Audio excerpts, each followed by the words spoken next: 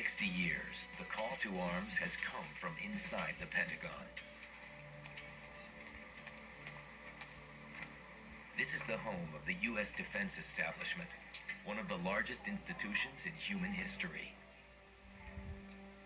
The Department of Defense and its armed services are headquartered here.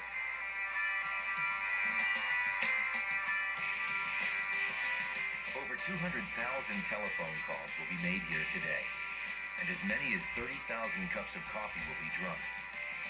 4,200 clocks will tell time, and perhaps more than 1 million emails will be sent and received. At dawn, the halls begin to fill with a mix of military and civilians. There's a real rhythm to the building. It starts very early in the morning, 4:30, and it tends to be the military, the ones that show up the very earliest.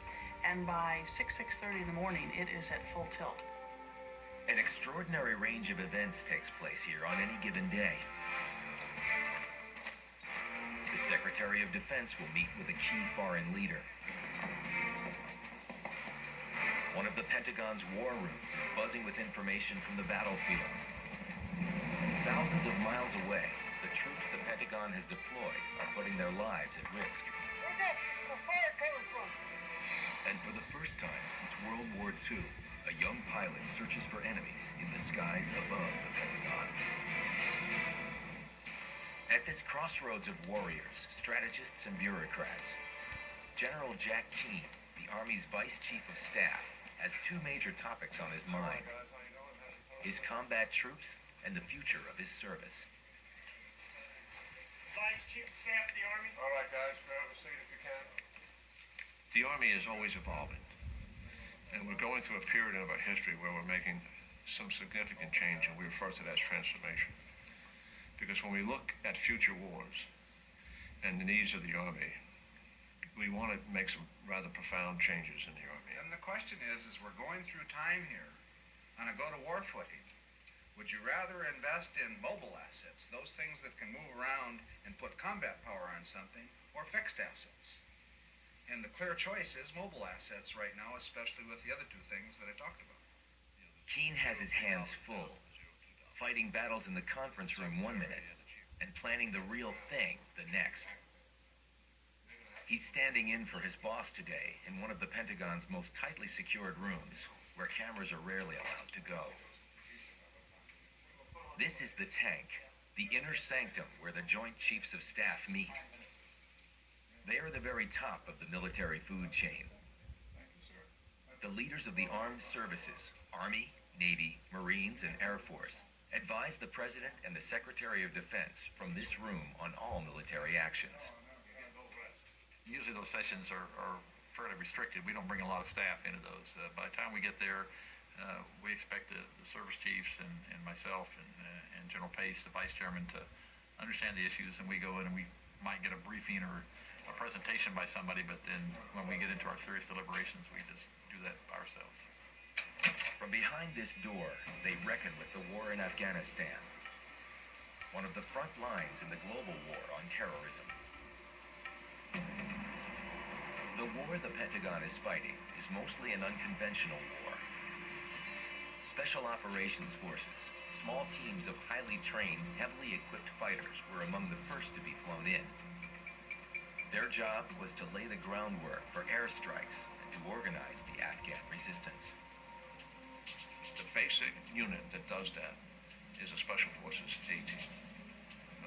There's 12 members on the team, all having specialties: a weapons expert, a communications expert, a medical expert, and they all are used to culturally assimilating themselves in foreign countries.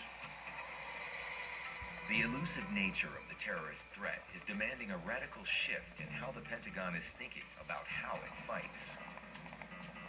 We have not had to construct a global military strategy to deal with the threat since World War II. And that is very different than what our operations have been post-World War II. The new strategy must confront the constant from all battles past, the fog of war. Combat is a chaotic affair, and commanders don't necessarily know what is happening until after the smoke is cleared. friend of mine used to compare that fog of battle to playing a chess game. Literally in a fog, where you not only can see very few of the opponent's chess pieces, but you can't even see all your own chess pieces. Now, as the Pentagon is pushing hard to transform 21st century warfare, stunning new technology may sweep away some of that fog for the first time in history. Night vision goggles allow soldiers to see more than 150 yards under nothing but starlight. High-powered weapons with the ability to hit a target from great distances are becoming the rule, not the exception.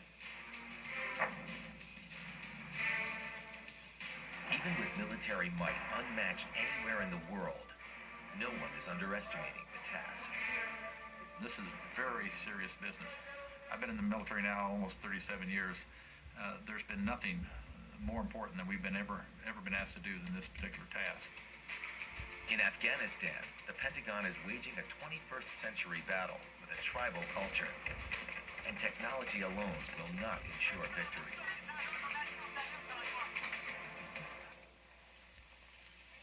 Even in times of crisis, the Pentagon fights more than military battles. It must also wage a war of words. In the press office of the Secretary of Defense, the goal is to keep the message clear, consistent, and controlled. Yesterday in the morning shows, both the Vice President and the Deputy Secretary of Defense spoke about what's going to happen to those folks that are captured, either Taliban or Al-Qaeda. So we're just going to compare to see what the Vice President said versus what Deputy Secretary Wolfowitz said to make sure that we're being consistent. Today, the hottest topic is a tape that is surfaced of Osama bin Laden. The rumor is that it will be proof of his guilt in the massive September 11th attack. The press is clamoring for the tape, but the Pentagon and the White House are still coordinating how, when, and if it will happen. But I don't know if the tape will be done, but... The back-and-forth discussions are held around a conference table set up appropriately enough for ping pong. When it's released, it'll be released. I don't believe They are critical as to how this highly sensitive material will be handled. Last night, there's still the desire is that we release it within the Defense Department, and we do it probably on Wednesday. My instinct is... Victoria Clark is the head spokesperson for Defense Secretary Donald Rumsfeld. The Secretary is holding a press conference in just a few hours, and she has to be ready to brief him about the bin Laden tape. Read it. It's pretty powerful on its own, so let's just let it stand out there by itself. I guess mine's more of a technical question. Right. We've got these two transcripts now. Right.